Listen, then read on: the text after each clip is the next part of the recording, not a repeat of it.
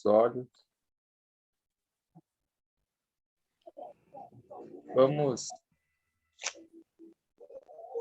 nos acalmando, elevando o nosso pensamento no mais alto,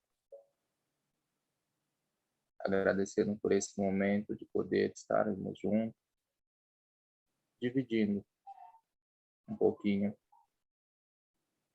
do que nos é passado. Pedimos que os bons espíritos nos acalmem, nos intua e ajude a nós a abrir um pouquinho mais do nosso conhecimento, que a gente esteja um pouquinho mais receptíveis para assim absorver o conhecimento, as palavras que serão ditas, expostas para a gente. Que cada um agora esteja muito bem acompanhado e na intuição de aprender, praticar e viver melhor e no bem. Que assim seja. Graças a Deus. Bom, nós estamos no capítulo 17, exatamente na metade do curso, né? São 34. Vamos falar hoje, o capítulo hoje é pequeno, muito rápido de entender, simples, sobre a morte prematura. Crianças no mundo espiritual. Vamos falar sobre a causa das mortes prematuras. Como explicar a situação da criança cuja vida material se interrompe? E por que esse fato ocorre? Duas indagações que surgem naturalmente ao nos depararmos com a morte na infância. Allan Kardec, no Livro dos Espíritos, na questão 199, registra o pensamento dos espíritos superiores. A duração da vida da criança pode ser, para seu espírito, o complemento de uma vida interrompida antes do tempo devido. E sua morte é frequentemente uma prova ou uma expiação para os pais. Observamos pelo exposto que a morte prematura está quase pretéritas, quer dizer, de existências passadas, almas culpadas que transgrediram a lei geral que vige os destinos da criatura e retornam à carne para recomporem a consciência ante o deslize. São, muitas vezes, ex-suicidas, conscientes ou inconscientes, que necessitam do contato com os fluidos materializados do planeta para refazerem a sutil estrutura eletromagnética de seu corpo espiritual. Lembram ainda os benfeitores que os pais estão igualmente comprometidos com a lei de causa e efeito e, na maioria das vezes, foram cúmplices ou causadores indiretos da falta que gerou o sofrimento de hoje. A gente vai dividir, parar um pouquinho aqui, só para a gente pensar, né, quando essas mortes prematuras, o que ocorre, né, porque a gente fala, nossa, mas era uma criança, né, e a gente meio que, né, fica pensativo, né. É sempre válido a gente lembrar que é uma criança, né, na matéria, mas é bom lembrar que é um espírito, né? Sempre é bom lembrar, né, que é um espírito, né? Então, como já foi bem colocado e exposto para a gente, quem está nessa situação está envolvido de alguma forma, né? Então, coloca como ex-suicida. Então, assim, precisa, como a gente sempre lembra, né? A gente marca o nosso perispírito, né? Então, qual é a forma de reparar, né? É a gente, que nem a gente viu, teve suicida inconsciente ou consciente. A gente viu em aulas passadas que tem ainda aquele fluido que fica, né? Você precisa voltar, você precisa resgatar isso. Lembrando que o todo, né, está envolvido, os familiares, né, no caso, 3, no mínimo, envolvidos, né, e aí ao resgate de alguma falta feita. E não é só para um, né, e que o plano espiritual, ele, como a gente bem sabe, não é por um, né, então é a oportunidade para todos os envolvidos da reparação, e todos estão envolvidos, né, nessa reparação. Então, assim, houve uma lesão perispiritual. Então, pela reencarnação, há a reconstrução e depois esse rompimento, né, prematuro, né, mas faz parte de você ir reconstruindo aos poucos, né, ir reconstruindo aquela lesão.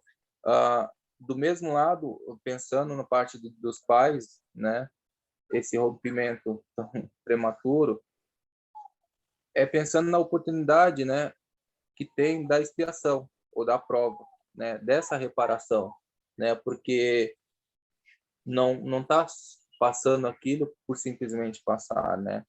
Ali há uma participação anterior, né. O que foi feito, né? O que influenciou a fazer? Então aí também na lei de causa e efeito, né, por esse sofrimento duro, você passa, e aí há esse burilamento e a consciência, né? Primeiro aquela consciência que a gente sempre diz, né? Então você vai ter consciência, vai ter prova, né? Ou prova para expiação e a reparação. Então, tá numa criança que para a gente causa muito, né? Um impacto muito grande, mas a gente tem que lembrar que ali é um espírito, né? Ele pode estar no corpo de uma criança, ele está com o espírito, né, com o pensamento de criança, não está totalmente desenvolvido, mas antes já era um espírito formado, né? E pro outro lado também são espíritos que precisam passar por um processo que ajudaram a criar, que levou algum desequilíbrio, né? E aí marcou perispíritos, né? Essa é a primeira parte que eu queria passar.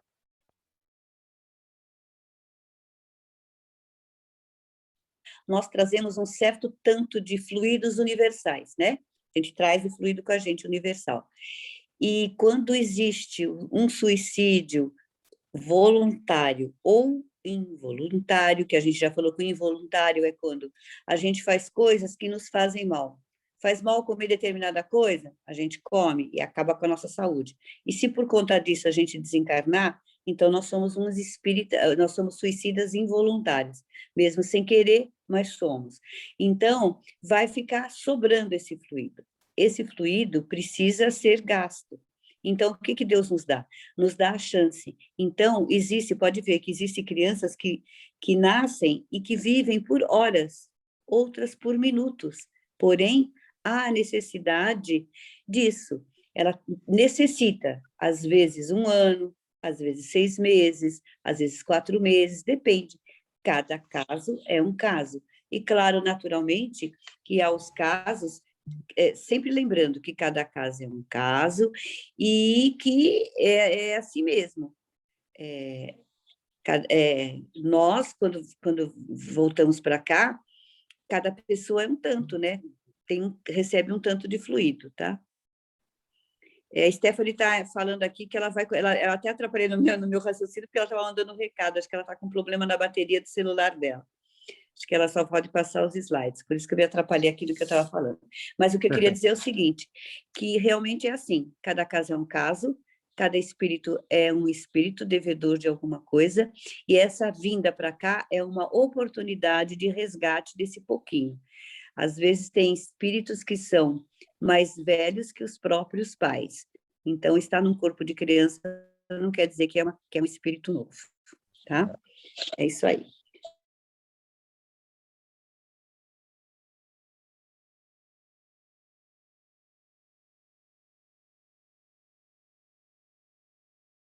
Colhidas em flor.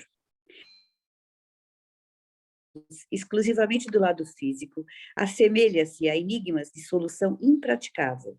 Entretanto, examinados do ponto de vista da imortalidade, do burilamento progressivo da alma, reconhecer-se-á que o espírito em evolução pode solicitar conscientemente certas experiências ou ser induzido a ela em benefício próprio. Nas realizações terrestres, é comum a vinculação temporária de alguém a determinado serviço por tempo previamente considerado. Há quem renasça em limitado campo de ação para trabalho uniforme em decênios de presença pessoal e há quem se transfira dessas ou daquela tarefa para outra no curso da existência, dependendo para isso de cotas marcadas de tempo. Encontramos amigos que efetuam longos cursos de formação profissional, nasceram da paisagem que lhes é própria, buscando as especializações de que se observam necessitados. E depois desses empreendimentos concluídos, através de viagens que variam de tipo, segundo as escolhas que façam, ei-las de regresso aos locais de trabalho em cuja estruturação se situam. Essa é a imagem a que recorremos para que a desencarnação das crianças seja compreendida no plano físico, em termos de imortalidade e reencarnação. Casos, no entanto, existem que não estão inseridos no processo de ação e reação e configuram, sim, ações meritórias de espíritos missionários que renascem para viverem poucos anos em contato com a carne em função de tarefas espirituais. É o que afirma André Luiz. Conhecemos grandes almas que renasceram na Terra por brevíssimo prazo, simplesmente com o objetivo de acordar corações queridos para a aquisição de valores morais, recobrando logo após o serviço levado a efeito, a expectativa, a apresentação que lhes era costumeira. Nessa outra parte, a gente, né, continua o pensamento e né, o porquê de muitas crianças, né, viverem pouco tempo ou poucos anos. A gente também pensa em espíritos, né, com mais consciência, com um grau evolutivo maior e que de repente não vem ver espíritos amigos sucumbirem, né, na sua tarefa, na sua missão, na sua expiação. Então eles vêm, né, e trazem o despertar, né, daqueles outros espíritos que vão recebê-los como mãe, pai, como seus pais, para despertar nele algo que eles vieram com a missão ou com a expiação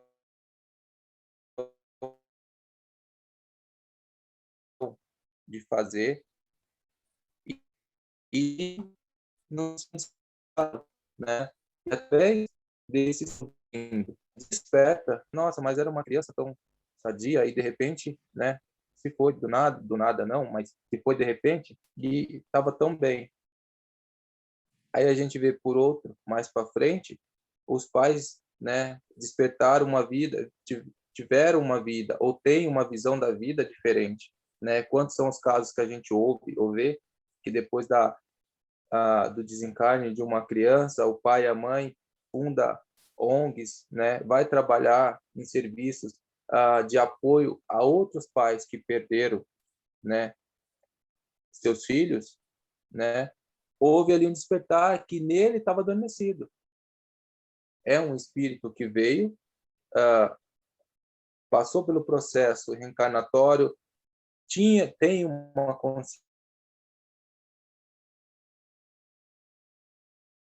consciência maior, tem um grau evolutivo maior, ajudar, né? Então, também tem essa outra parte, né? Essa parte missionária. Então, a gente vê que no plano espiritual o processo ainda continua, ainda